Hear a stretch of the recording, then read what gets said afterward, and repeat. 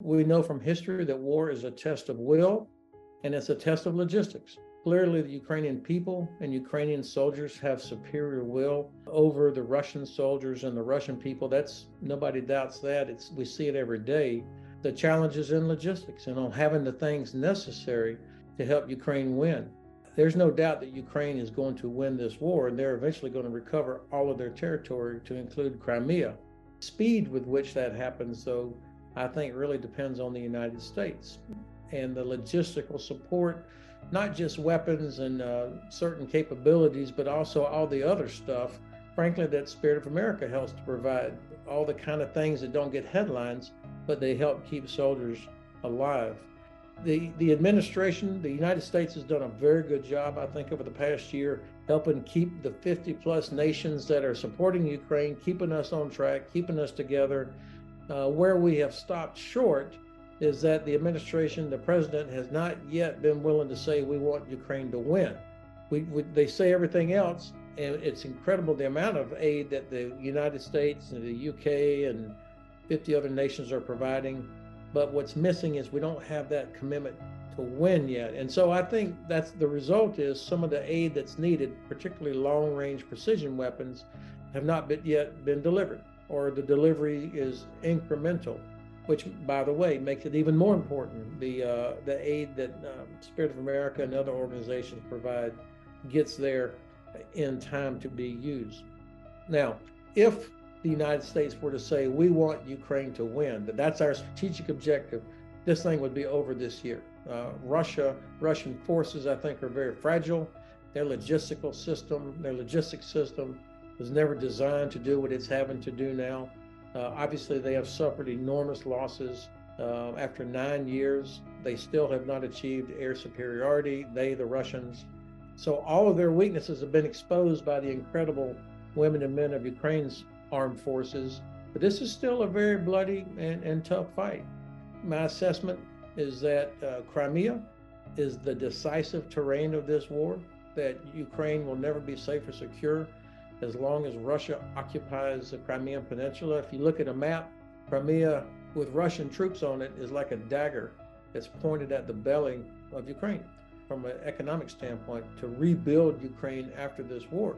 If Russia still occupies Crimea, the Russians would be able to block any hope of Ukraine regaining its ability to export agricultural product, for example, or rare earth materials, because Crimea still blocks the entrance in and out of Azov Sea, and it also puts the Russian Navy close enough to completely disrupt anything coming out of Ukraine's other two main ports, Odessa and Mykolaiv. And I think the General Staff knows this, and so this counteroffensive, when it happens, where it happens, how it happens, we don't know.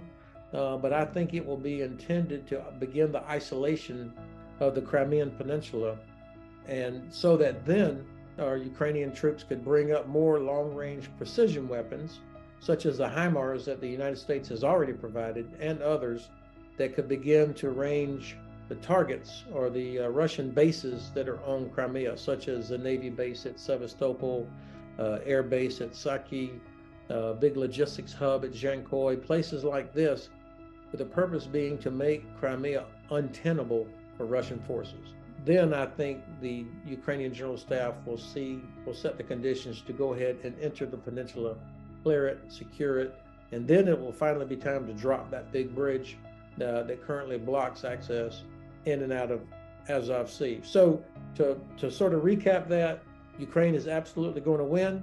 The speed with which it wins depends in large part on the United States, Germany, UK, France, and other countries, on us providing what's needed. The Russians are not stupid, and I think as long as they have people, equipment, and ammunition, they will continue to feed their soldiers into this meat grinder.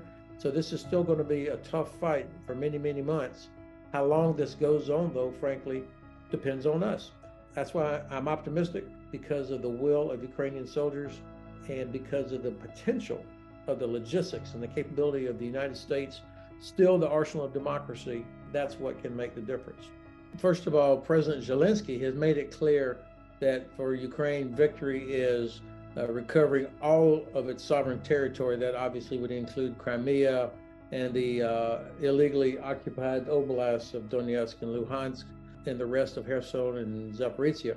So that's the main tangible thing, but it also includes bringing back the thousands of Ukrainian children who were kidnapped and deported to Russia. In the best tradition of Joseph Stalin, that's what the Putin regime is doing now, and which is also why, by the way, why the International Criminal Court has indicted President Putin for the war crime of the deportation of these children. In this case, our government, the United States, has not declared exactly what victory looks like, and that's to me is our biggest roadblock to helping Ukraine win, is by clearly defining what is the outcome that we want, and it's got to be something more than we're with Ukraine for as long as it takes. And so I hope those of you who are listening, clearly you care about Ukraine. If you're on this call tonight, that you would help convey that in your own way to our government, that we need clarity, Mr. President. What is our strategic outcome? Yes, I do believe that I absolutely believe that Ukraine is going to recover all of its lost territory, but Crimea is the decisive part. That's what's going to end this war. The occupied oblasts in eastern Ukraine, those will come later. Getting Crimea is the key. Yes, the Ukrainians will be able to do it. The speed will depend on us. But these are exactly the kind of capabilities that Ukrainian soldiers need to survive, in which in the U.S. military, we take for granted almost that every soldier has night vision goggles. Everybody has the best first aid kit. Every unit has all the transportation it's supposed to have, even things like field showers, stuff like that. Somehow our logistics system is able to produce it. Ukraine had to start pretty much from scratch just a few years ago, and so things that we take for granted actually end up contributing to their success. And then especially the last technology that you just saw, of course, it saves people's lives who are in an environment where just hiding under trees doesn't work anymore. And the Russians have filled the sky with drones that are able to detect that technology. And frankly, I'm impressed that Colleen and Matt were able to find that out, because I myself had not heard about that. The communications, the ability to communicate secure, is so important these days, because again, the Russian drones are able to intercept anybody that's talking on a radio of some sort that is not secure. And when they intercept it, they can not only listen, worse, they can pinpoint where it's at, and then they hit it. So protected communications, night vision goggles, the sort of technology and things that Matt and Colleen have been out there learning about, these are no kidding. None of this stuff is a frill or nice to have.